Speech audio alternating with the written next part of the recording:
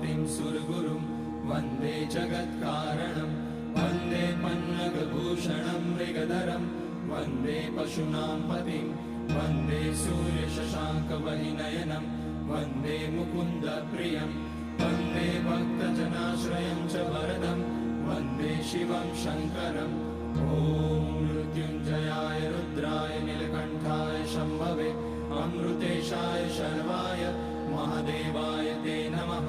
नमस्तेस्तु भगवन् विश्वेश्वराय महादेवाय त्र्यम्बकाय त्रिपुरान्तकाय त्रिकाग्निकालाय कालाग्निरुद्राय नीलकण्ठाय मृत्युञ्जयाय सर्वेश्वराय सदाशिवाय श्रीमान् महादेवाय नमः। ॐ नमः शम्भवाय च मयोभवाय च नमः शङ्कराय च मयस्कराय च नमः शिवाय।